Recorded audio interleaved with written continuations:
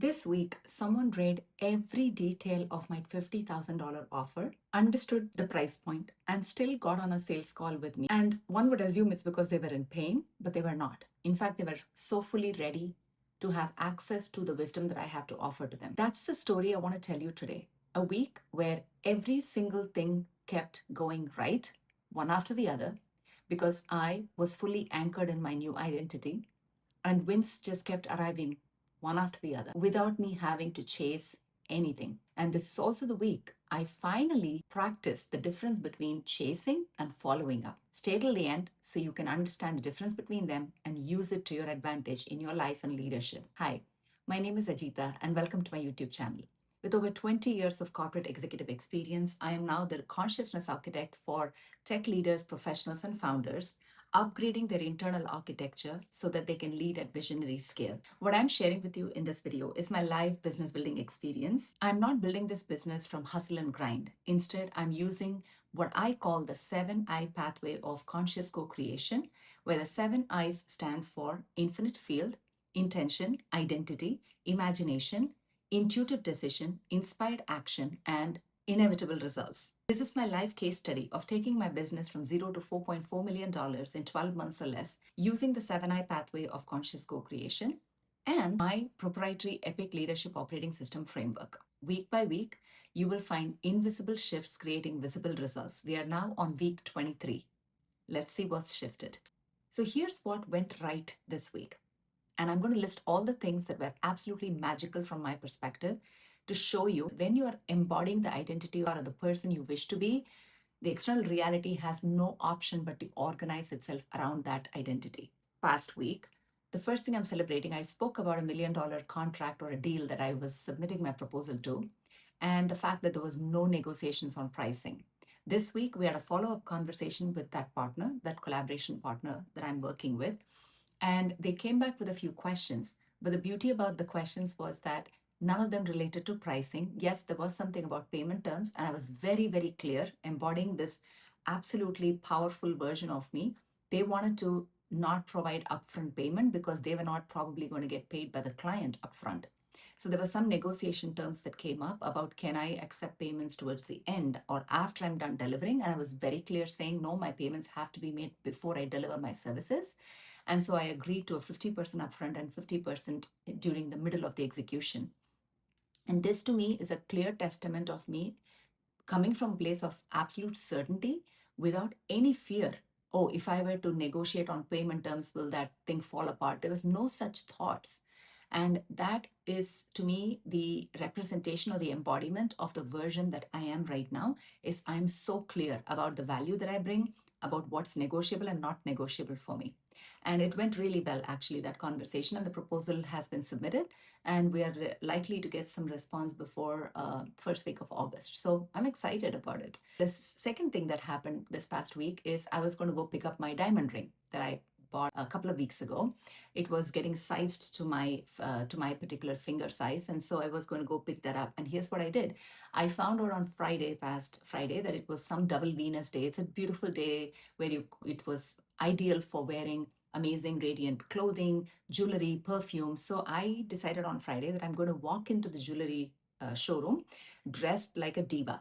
So just made a decision, and I got up, put on my makeup, got my most beautiful radiant pink outfit, and wore my high heel shoes that I haven't worn at all in months since I bought it. Felt absolutely comfortable. Walked into the showroom, attracting people there, and I was giving live coaching session to the people over there, and it was just magical. Okay, the owner of the store asking me to come and speak to her team. She has a team of 10 people in that particular showroom, and she wanted me to come and speak to them from a leadership perspective. So it just happened organically. And she said, no, it's not going to be free. It's your business. So let me know what your charges are to make sure, give us a reasonable quote, because it's going to be us paying from our pocket, out of pocket. And that was such a beautiful opportunity that just landed in my lap. I, being in this high, happy energy, I just ended up buying a diamond earring for myself, the one that you're seeing me wear, probably not too obvious. And this is the diamond ring that I purchased, and I'm wearing it right now. So I had an amazing experience that day, just vibing in this beautiful, radiant, opulent, affluent energy. And I walked out of that showroom with an opportunity to be speaking to that team in the next few weeks. Another beautiful thing happened is I finished making the very first mandala that I started back in April when I was fasting. I was in this high energy during my 85-hour long fast that I decided to start a mandala, which didn't get done until this past week. But there was energy, there was creativity flowing through me. I just went on and beautifully completed that mandala, and I named it Blossoming Season. It felt apt. It was a lot of colorful flowers with a green, beautiful background with an inorganic wine around it. Yeah, it's a beautiful mandala. Sunday was a very, very creative day for me. Why? Because when I went for a walk, I just started getting these downloads, this creative insights. I got this beautiful awareness that I'm supposed to start making songs, writing and singing 7 songs, each for each one of the chakras in the body. And I've already written a song actually 3 years ago, 2023 July. I wrote a song and words came first and then came the tune for the song. But I never produced it, never released it. So it became very clear to me that I'm supposed to bring that song out. And I was going on a 10K walk. So I opened up an app that many of you probably are familiar with called Suno. It's an AI app that does that can produce songs based on your lyrics that you give, the prompts that you give. It creates a whole full song. And my intention was to use Suno to create the music for the 7 songs. And my intention was to possibly write my own lyrics and, also generate the song using Suno, but sing it in my voice. So I said, okay, that seems doable because I don't have to go run around looking for composers and instrumentalists, and that's just a whole process. And as I was walking, I gave some prompts for a very empowered energy song. I gave some prompts like I am leader. And it actually produced a song that was highly Bollywood style vibe with Shreya Ghoshal style vocals. And it sounded pretty good. It's actually been running in my head because I've been listening to it so much. So that's going to be a song that I'm going to sing on in my own voice. But what didn't sit well in there is the lyrics was kind of off, like something quirky about it, the way it was fitting in the tune. So I decided to reach out to a poet that I'm connected with who writes amazing Urdu and Hindi poem. And I asked him, look, this is a song, this is the lyrics. I don't think it's sitting very well. Can you rewrite it for me? So he literally just today sent me the whole rewritten lyrics a few minutes ago.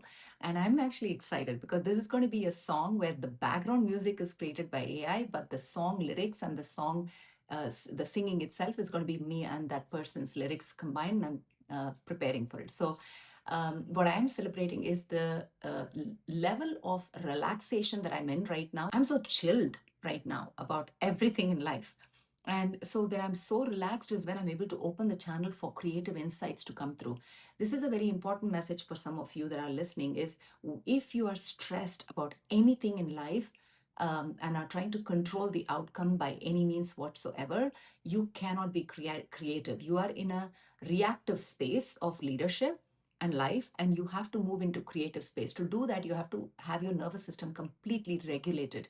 That's where I'm at. I'm sleeping literally 6 to 7 hours at night, and I'm sleeping almost 2 hours in the day. I'm resting a lot, allowing my body to fully integrate all these downloads that I'm getting, creative spurts that I'm having. I'm just letting it all integrate into my body. So coming back to the 7 chakra song, the idea is to get AI to write a few of these songs, and I'm going to be giving potentially some lyrics to it and create those songs. Now, the beauty about this is that I asked, intuitively, what's the first chakra, or what's the first energy center I'm going to be using, and then the obvious thing was throat. Of course, if I'm going to be singing 7 songs, 8 songs, then the first center I got to open up is my throat chakra. And the beautiful thing about this is that the 3 years ago song that I wrote, it's the title for that song is Sing Your Soul's Song. So that song is already written. The throat chakra song is already written. And I put my notes and the tune that I got downloaded back 3 years ago and the lyrics into Suno. And I now have a song that is ready for me to sing with that background track. So one song is already ready. I'm practicing it. I'm learning it because it has obviously changed some of the tunes and how I channeled it versus how it's showing up. But what I am celebrating is I'm in this huge creative space, and 2 songs are already in play. I'm learning both simultaneously and going to be moving towards scheduling some recording sessions to get that song done. And talking about recording sessions, I had somebody reach out from Instagram, somebody who's been following me, saying I'm local in the area that I live, and said I have a studio and I do, if you want to partner with recording songs, etc. And the synchronicity of it is incredible. So I accepted the request for the message and I responded saying, okay, getting to know more about what this person does and their work. So that's the other part. And the next thing that happened is that I finally finished my manuscript for my very first book. I'm calling it a teaching memoir because it's how I have shifted from over the last 10 years and what that is birthed in me through me as this epic leadership operating system framework. So it's actually a fully structured book, a manuscript that I have completed as of yesterday, Monday. It's taken exactly 5 months for me. Feb 20th was the first day I started typing the book down on paper. And here I am exactly 5 months later, July 20th, completing that book. The book is going to be shipped out to the editor in the next couple of days. I still have a few tweaks to do before I send that out. So I'm celebrating that. How many people can claim that they wrote a book, that too in the midst of the most transformative season of my life, where everything externally seems like a total mess. And internally, I am in a Zen state, absolutely calm, peaceful, unrattled, and chilled to the point, and so relaxed to the point that creative downloads are just coming through me, and I'm fired up about it. Last but not the least, yesterday again, Monday, was the day I had my conversation, the sales conversation with a prospect. Now, let me, in this context, say some big learning that I've experienced this past week. My idea of following up used to have a lot of ickiness and resistance to it. Okay. In business, you are supposed to be following up with people because life takes over and they don't necessarily, come back to you and confirm a few things. They, as in any prospect, right? For me, following up felt like chasing.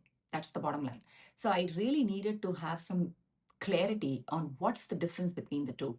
And I'm so grateful that the mentor I'm working with, she was running a conversation this past week on sales, how she sells. And she made a very important statement saying, if you're not following up with me and you're in business, I don't take you seriously. And that actually brought a lot of awareness to me. So I had to ask her, so tell me the difference between chasing versus following up. And that's when this became so clear to me. I think, and it might be valuable for many of you, right? Which is when you are following up with somebody with the energy of what's in it for me, it is chasing because you're not concerned about the other person. You're concerned more about, am I getting the sale or not? Versus when you're following up with somebody from the intention and the energy of, I really care about you and I know working with me can change your life. And so I'm really interested to know what ways can I help you? We had a conversation. Do you want to get on a call to follow up to talk about this, right? So it's a very different energy.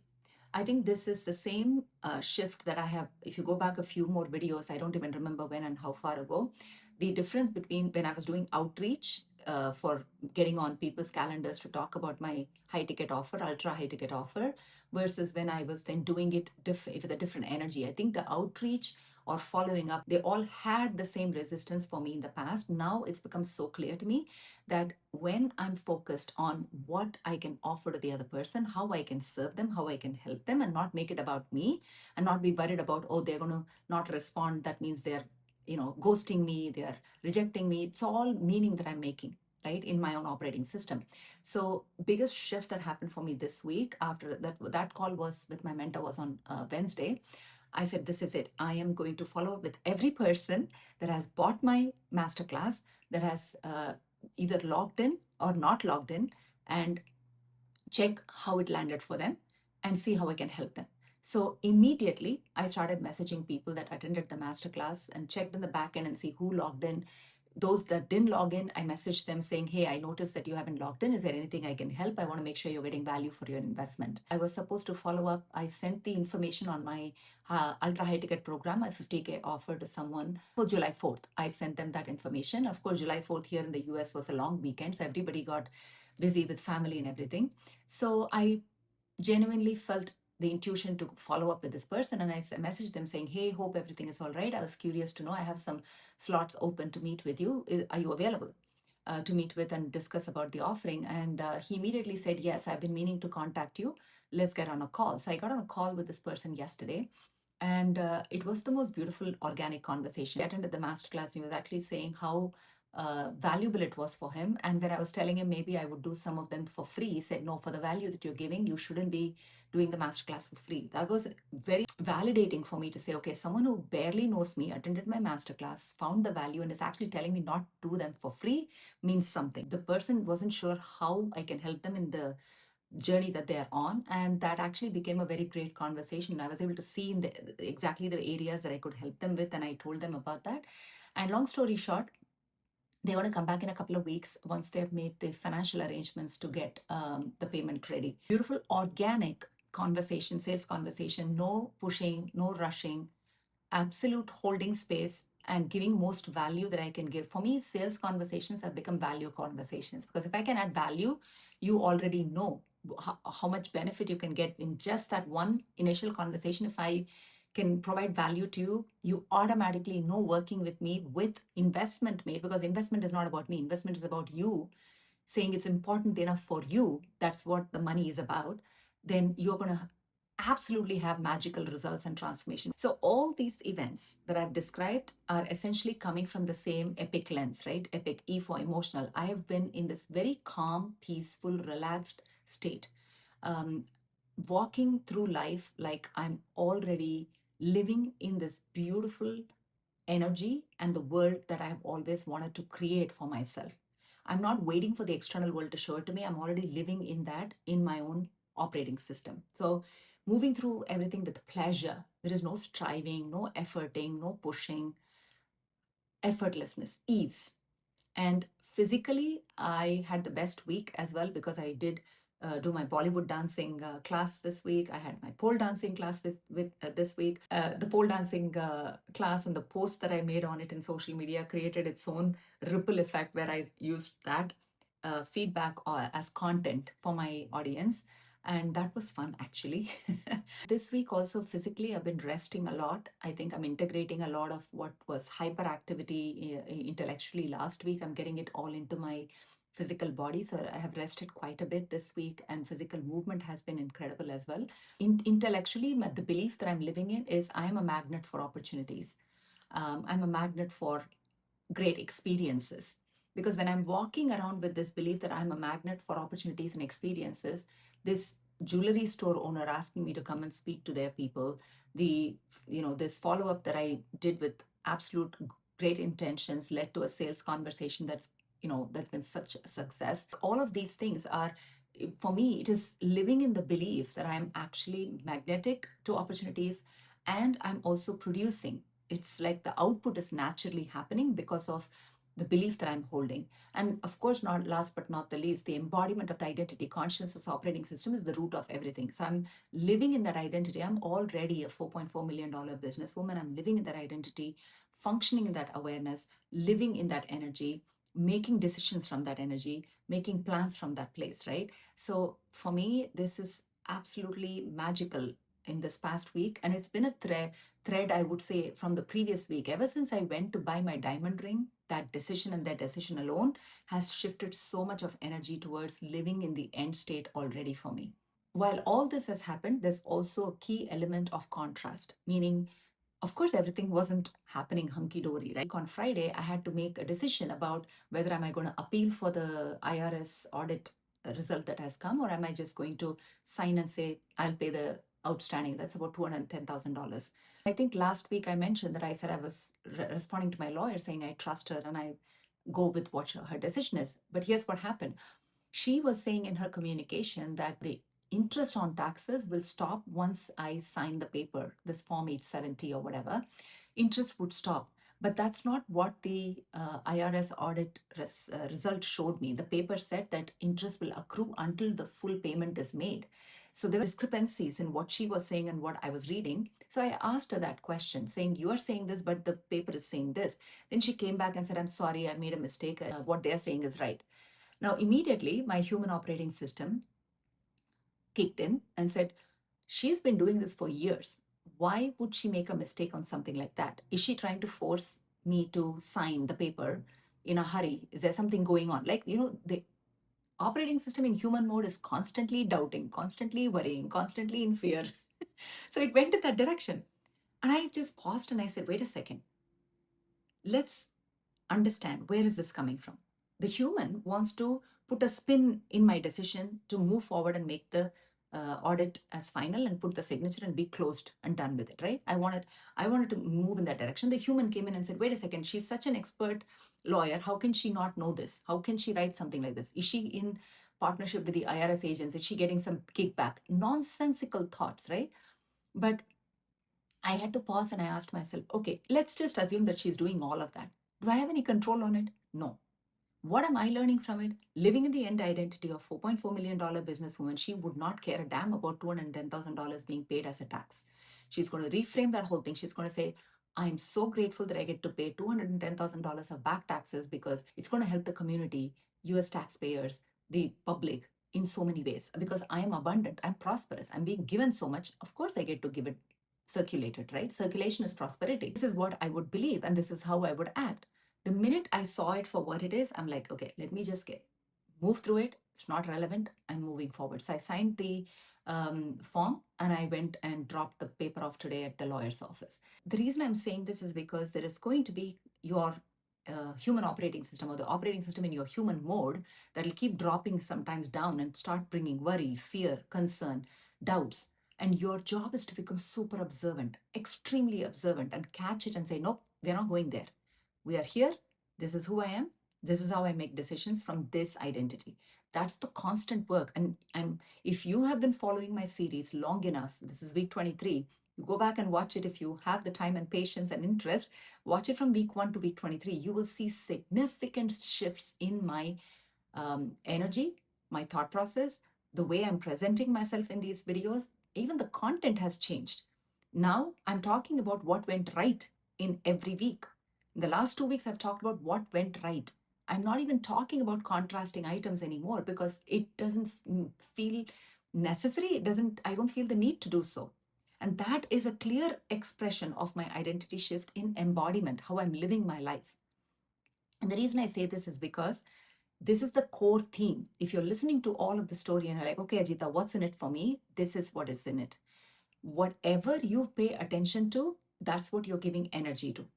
The more you pay attention to what is not going well in your life, where the lack is, where the worry is, where the fear is, what is not happening per your expectation, what is missing in your life, that is exactly what you're creating.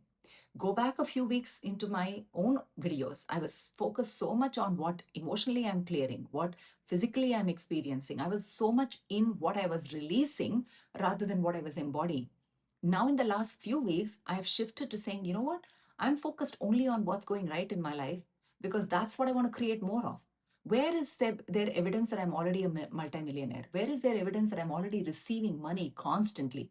So I started paying attention constantly to what is going well in my revenue, in my business, in my clientele, in my prospects, in my health, in my mindset, in my habits, in my behaviors. I've started looking at everything that I'm doing right constantly. Why? Because that's what I want to amplify. The more I look at what's working, the more it starts working. And that is the flywheel I'm on right now. And I can already feel the pace picking up. By next month, this time, I know for a fact it's going to be at a completely different altitude and amplified state of energy because that's what I'm feeding more and more of. To you, the listener, if you're wondering what's in it for me, why, what is the big deal about all of this is all these wins that I've shared last week into this week have showed up because I was intentional about focusing and feeding energy to what it is that I want. I stopped chasing, I stopped worrying, I stopped looking at what's not working. I've constantly stayed in this high vibrational identity of mine and I kept creating. I let everything else stay wherever it was, not being at all hassled or affected by what's in my three-dimensional circumstance right now. Because for someone, the old version of me, that $210,000 tax bill would have freaked the heck out of my nervous system. Right now, I'm cool because I'm living in the nervous system of someone who owns already a $4.4 million business, thriving business. So the question I want to leave you with, and before I ask the question, If you like the content that you have heard today, please make sure that you're liking the video, subscribe to the channel, because every Tuesday you will have a video coming from me with my experience and what you can learn from it. And last but not the least, please share this video with others who might benefit from such a content. Here is what I want to leave you with as a question to contemplate. What would you create this week if you stop waiting for the external noise and problems and situations to change, and instead decided to step in within you and said, what is ready to come through me right now? What would you create this week? I want you to let me know in the comments, and I will see you next week.